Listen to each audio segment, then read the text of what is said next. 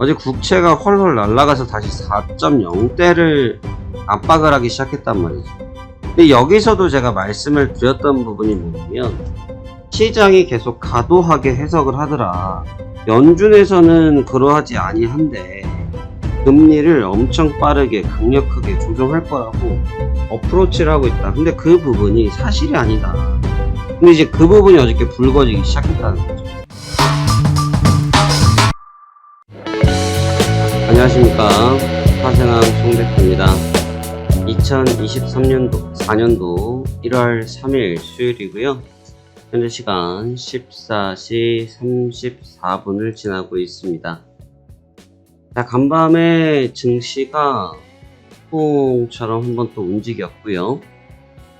새해 첫 거래 상당히 복잡하고 현란한 움직임 속에서 마감을 하였습니다. 우선 어제는 좀 대외적으로 꼭 주식시장이 아니라고 할지라도 상당히 좀 부산했었는데요. 우선 휴일날 일본에서 지진이 좀 났었고, 그리고 야당 대표가 어제 또 주간에 피습을 당하셨고, 그 다음에 또 일본 비행기가 어저께 장이 끝나고, 아시아장이 끝나고 또 불이 타버리고, 아주 정신이 없었습니다.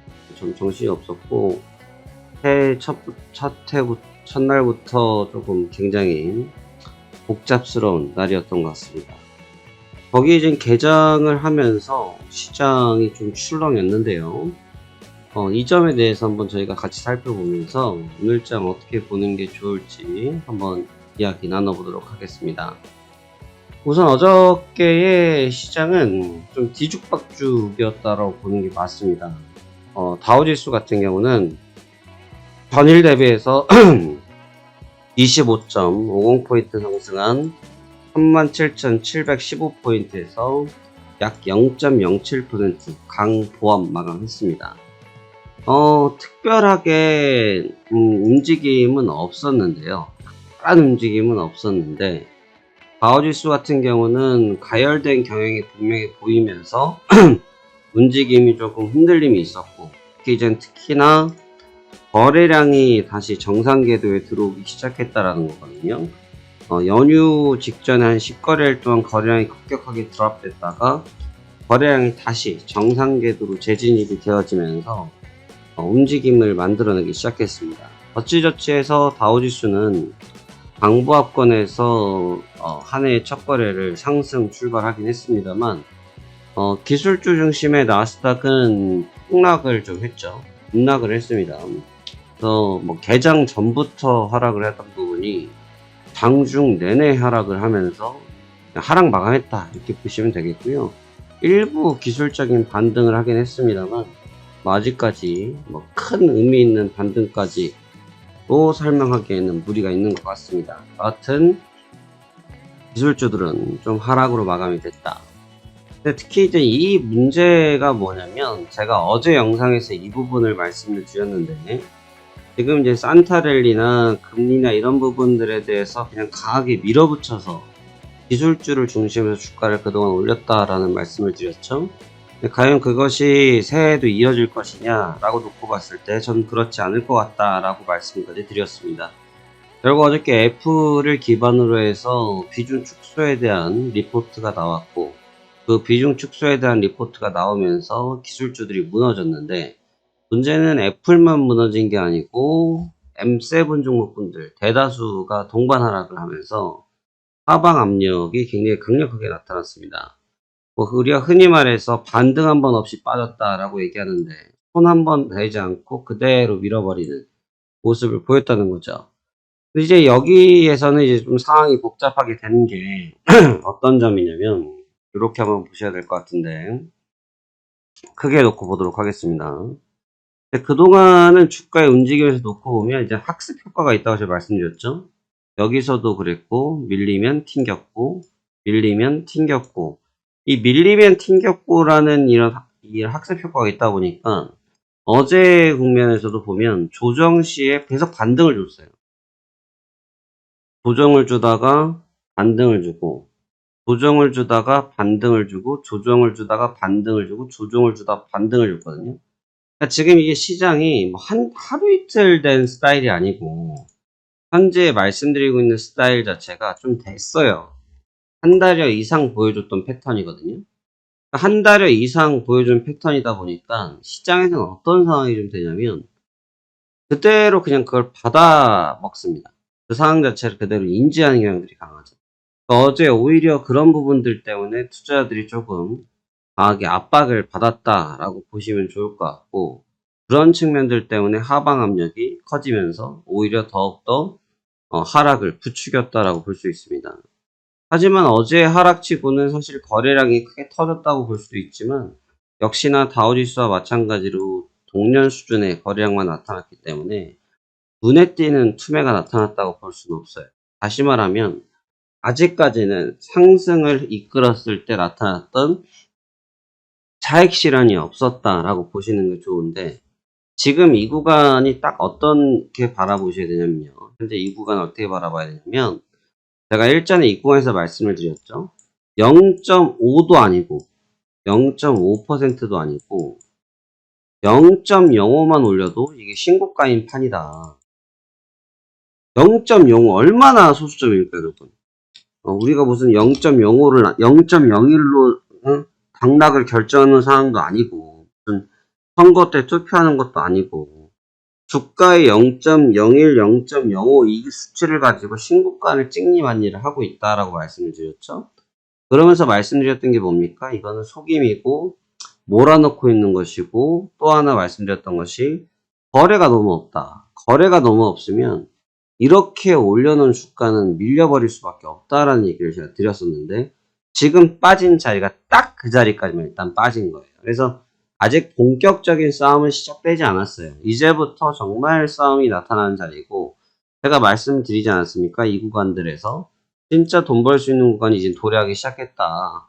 한동안 박스권 친이라고는 필요했던 거 분명하다. 하지만 이제부터 돈 벌 수 있는 시기가 도래했다라는 얘기를 드렸던 이유 중에도 이 내용이 포함됐던 거죠. 그래서 지금 그러한 부분들이 반영되어지기 시작한 거라고 볼 수가 있겠고, 이제부터 힘겨루기를 할 거예요. 근데 여기서 지금 제 얘기를 듣고 계시다가 의구심을 하나 품으셔야겠죠? 어떤 의구심을 품으셔야겠습니까? 다우지수는 0.07%가 상승 마감했다고 분명히 얘가 말을 했는데, 나스닥 지수를 보니까 마이너스 1.63%란 말이에요. S&P 500 볼까요? S&P 500 보니까 0.57이죠. 다우지수는 0.059. 얘는 마이너스 1.67이고, 얘는 마이너스 0.57이란 말이에요. 뭔가 느낌이 다르죠? 뭐가 다릅니까? 지수가 제각각이잖아요. 제각각이란 말이에요. 0.07, 마이너스 0.57, 마이너스 1.61. 수치가 다르잖아요. 같은 나라에 있는 주가인데 어떻게 이럴 수 있죠? 그럼 이제 또 혹자들은 이렇게 말씀하실 수 있죠. 아니 다우지수랑 코스피랑 코스닥이랑 1% 오르면 똑같이 1% 오르냐, 또는 마이너스 1% 빠지면 똑같이 1% 빠지냐, 그렇지 않지 않냐. 당연히 그럴 수 있다 라고 말씀하실 수 있겠죠. 물론 당연히 그럴 수 있죠. 왜? 현재 그렇게 나타났으니까.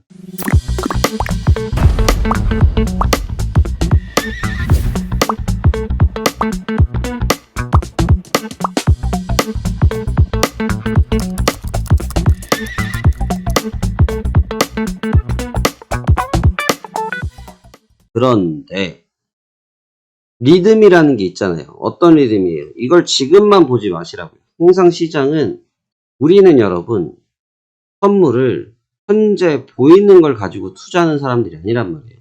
지금 여기 지하철역 자판대에 500원짜리 캔콜라, 지금 저 콜라 앞에 있거든요.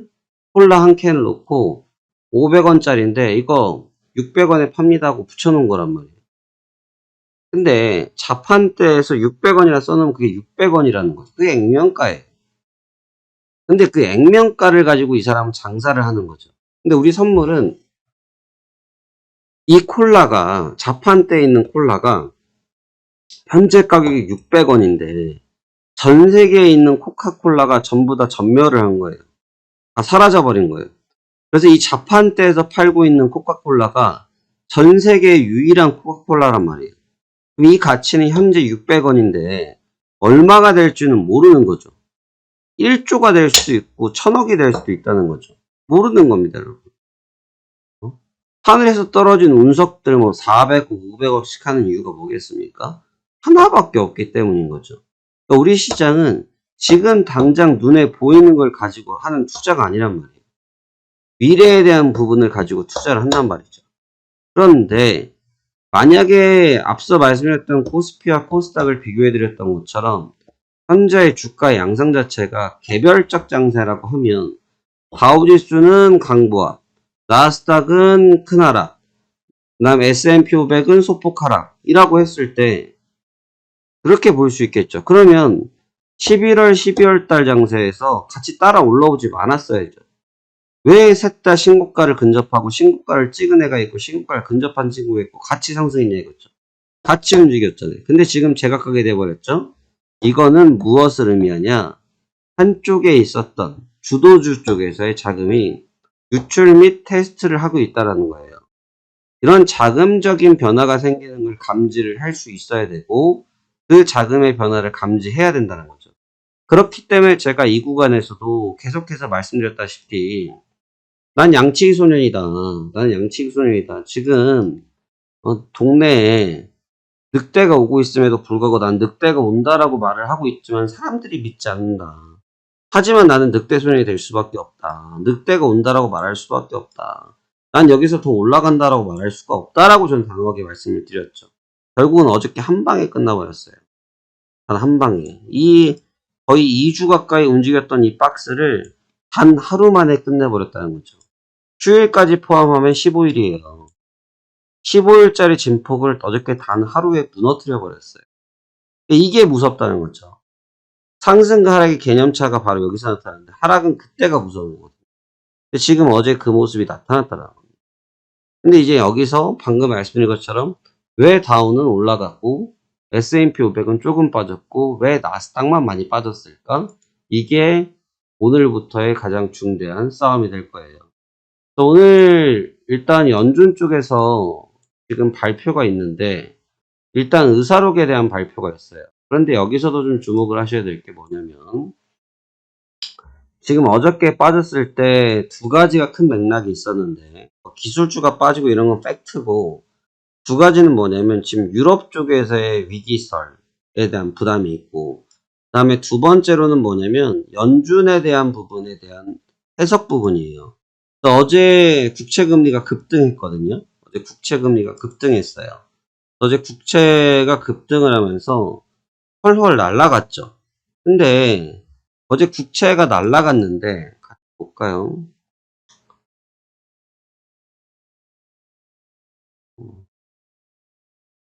어제 국채가 헐헐 날아가서 다시 4.0대를 압박을 하기 시작했단 말이죠.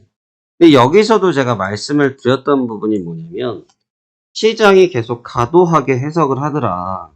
과도하게 해석이라 하면 무슨 말이냐. 계속 연준에서는 그러하지 아니한데 응? 연준에서는 그러하지 아니한데 언급을 계속 그렇게 하고 있다. 뭘 그렇게 하고 있냐. 금리를 엄청 빠르게 강력하게 조정할 거라고 어프로치를 하고 있다. 근데 그 부분이 사실이 아니다.